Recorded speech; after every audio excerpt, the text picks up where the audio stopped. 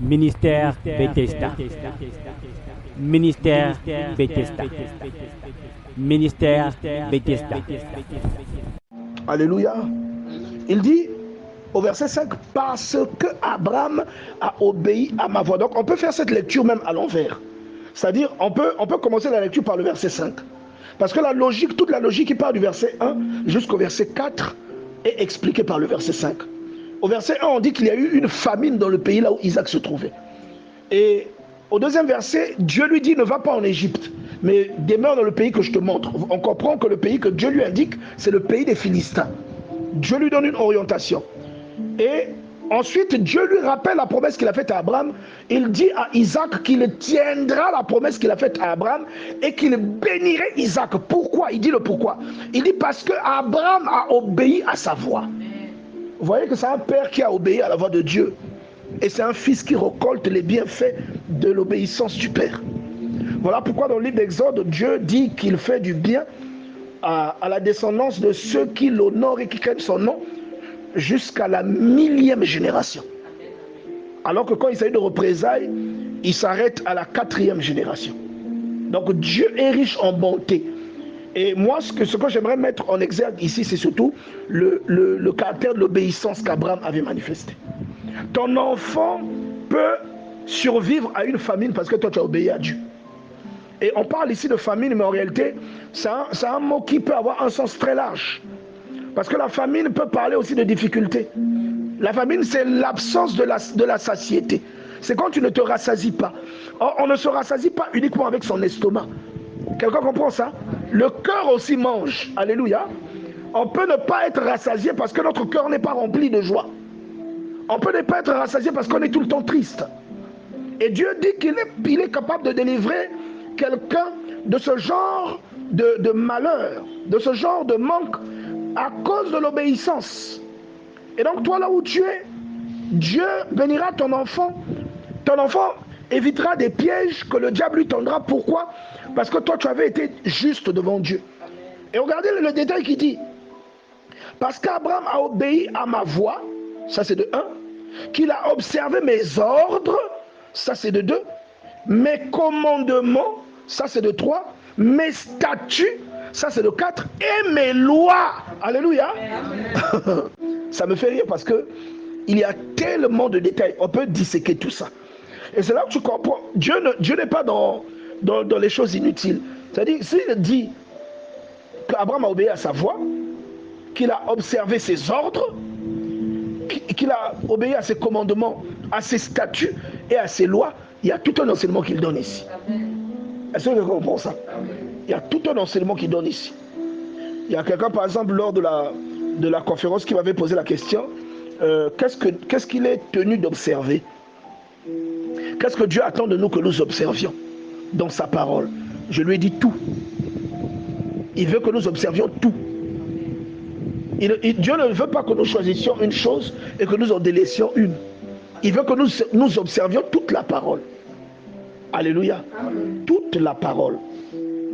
Et j'ai dit à la personne, si tu peux résumer toute cette parole-là et que tu observes ce résumé-là, alors Dieu sera content de toi. Et je lui ai pris l'exemple sur ce que Jésus avait dit à cette personne, à ce pharisien qui lui avait posé la question de savoir quel était le plus grand des commandements. Et il lui a donné une réponse qui résumait l'ensemble de la loi. C'est un tout en un. Il dit, tu dois aimer le Seigneur ton Dieu comme toi-même, plus que tout, et tu dois aimer ton prochain comme toi-même. Tu vois, ça résume tout. Parce que si tu aimes ton prochain comme toi-même, tu ne vas pas convoiter, tu ne vas pas tomber dans l'adultère, tu ne vas pas voler, tu ne vas pas tromper. Pourquoi? Parce que tu aimes l'autre et tu aimes Dieu. Quelqu'un comprend ça?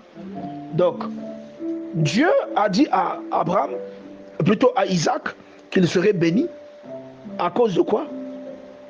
La première chose qui est venue, que Dieu a listée, c'est le fait qu'Abraham ait obéi à sa voix. Et j'aimerais dire à quelqu'un qui obéit à Dieu, tu es en train de préparer l'avenir de tes enfants. Amen. Alléluia.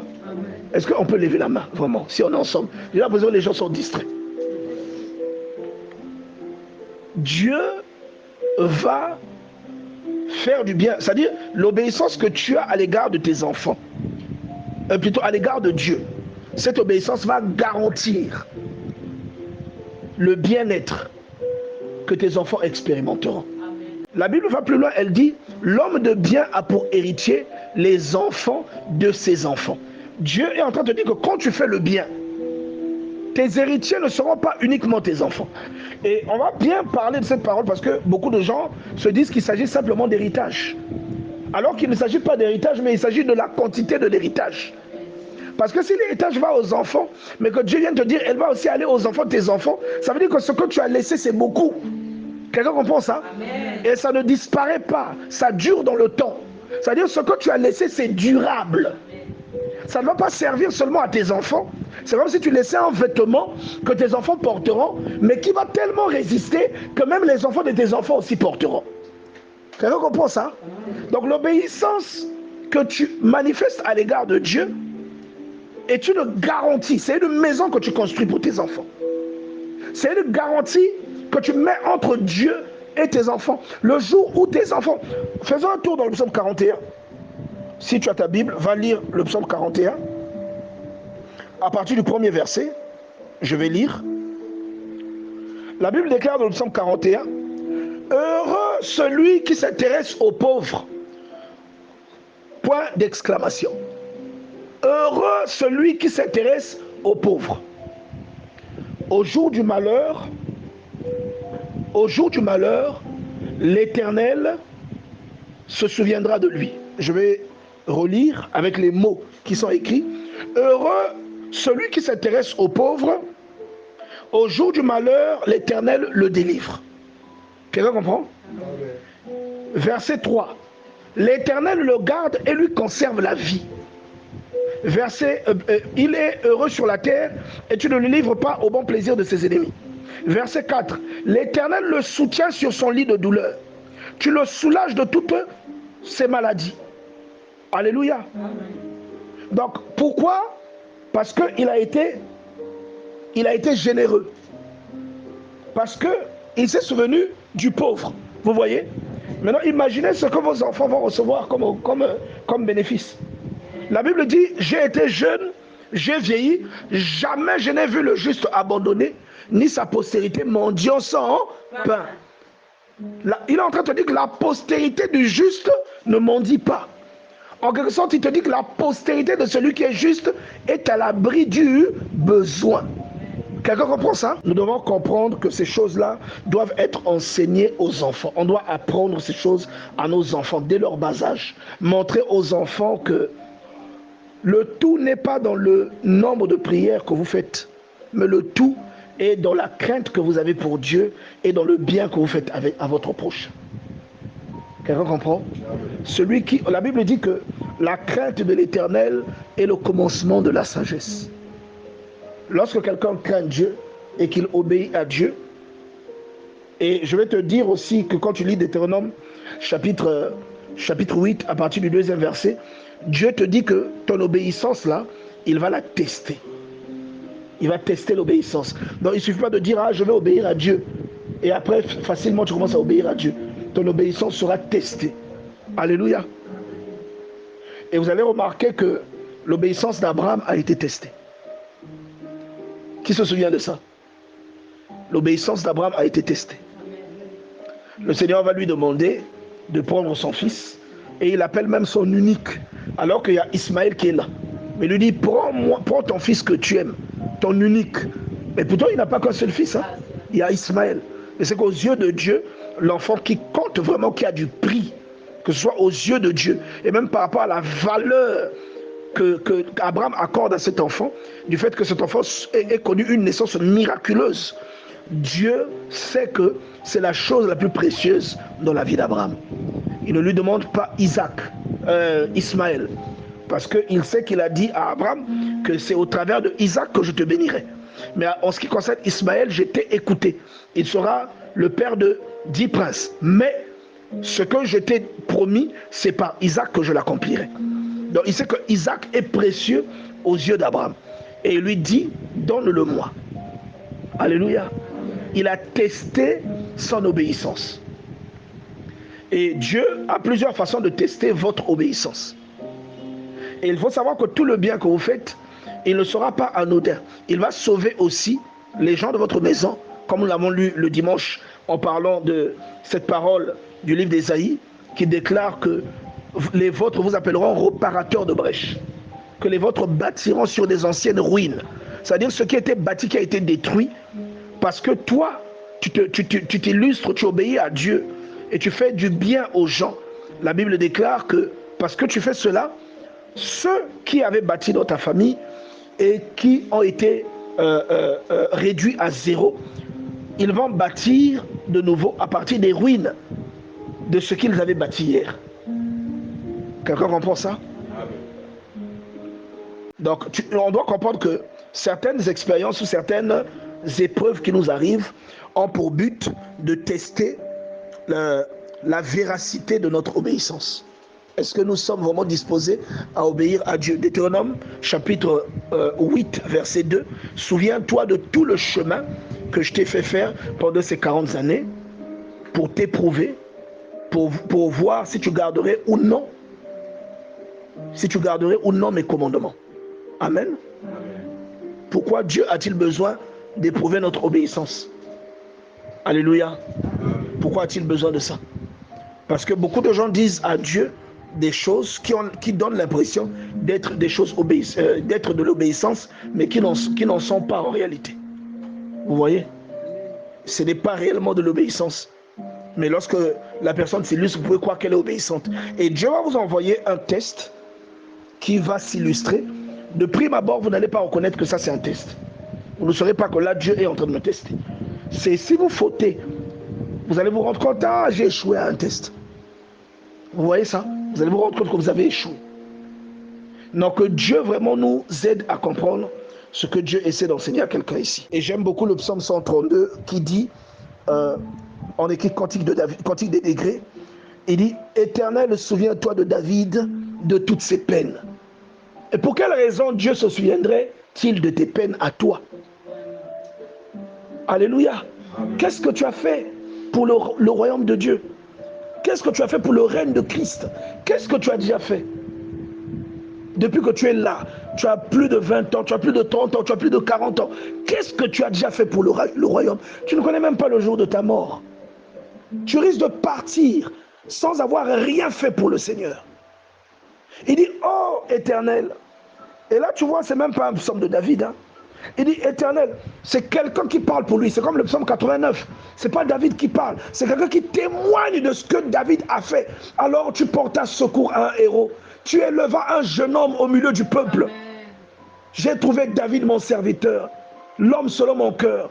Ma main le soutiendra. L'ennemi ne l'atteindra pas. Il sera le premier-né des rois de la terre. Mais qu'est-ce que David avait fait pour mériter ça? Amen. Quand tu regardes le caractère du bonhomme en question, tu te dis, mais parfois moi je me conduis mieux que lui. Mais quand Dieu te regarde, Dieu le préfère. Qu'est-ce que Dieu lui trouve que toi tu n'as pas? Est-ce que quelqu'un comprend ça? Il a le poignard facile, il a l'épée facile. Regarde Nabal, quand Nabal refuse de le récompenser, il prend son armée pour aller tuer Nabal. Un criminel, mais Dieu l'aime. Pourquoi Dieu l'aime? Toi tu n'as jamais tué quelqu'un. Alléluia, tu l'as tué que des moustiques.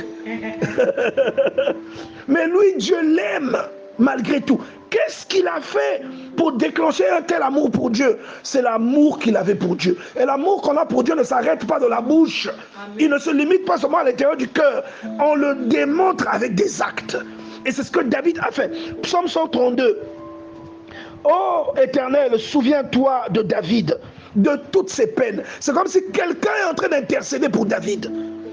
Il jura à l'Éternel, il fit ce vœu au puissant de Jacob. Je n'entrerai pas dans la tente où j'habite, je ne monterai pas sur le lit où je dors, je ne donnerai ni sommeil à mes yeux, ni assoupissement à mes paupières, jusqu'à ce que j'ai trouvé un lieu pour l'Éternel, une demeure pour le puissant de David. Regarde un peu, moi j'ai l'habitude de dire, David n'était pas un prêtre. Il y avait des prêtres. Il n'était même pas... David était prophète, il prophétisait dans le champ. Mais il n'était pas un voyant, comme Nathan. Nathan était un voyant.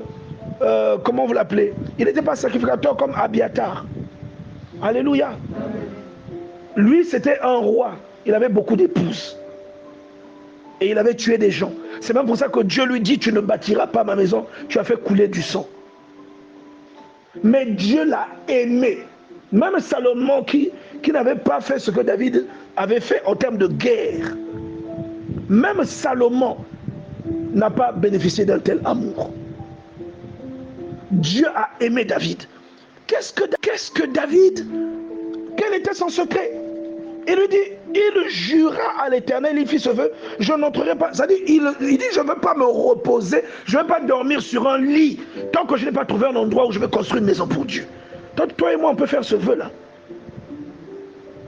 Madame Kilo, toi et moi, on peut faire un vœu pareil.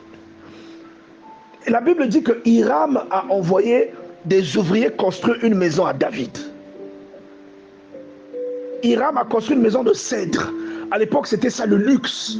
Il lui a construit un palais. On a dépêché des gens pour le construire. David a dit, mais qui suis-je, moi, pour habiter dans ce palais alors que l'Arche de l'Alliance est dans une tente?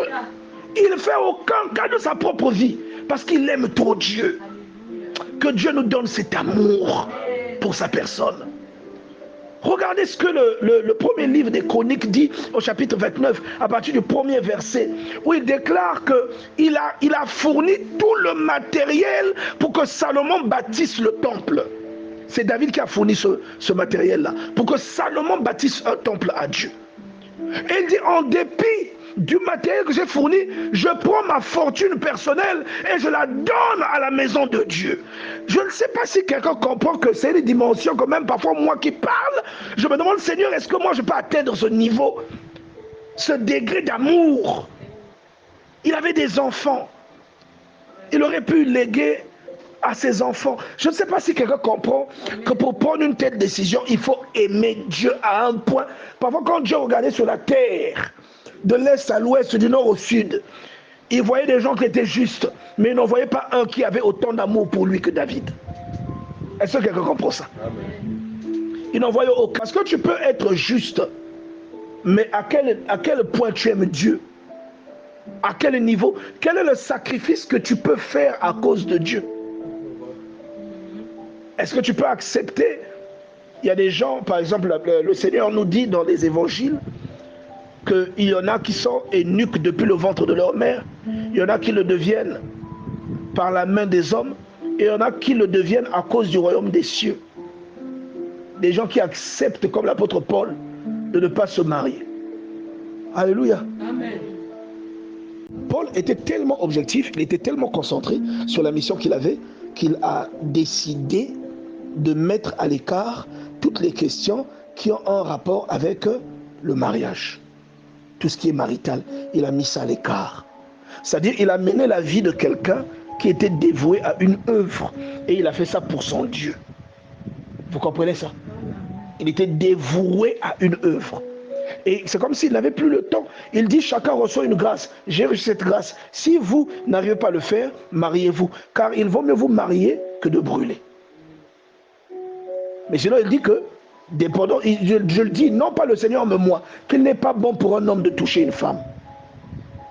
Et il le dit à juste titre.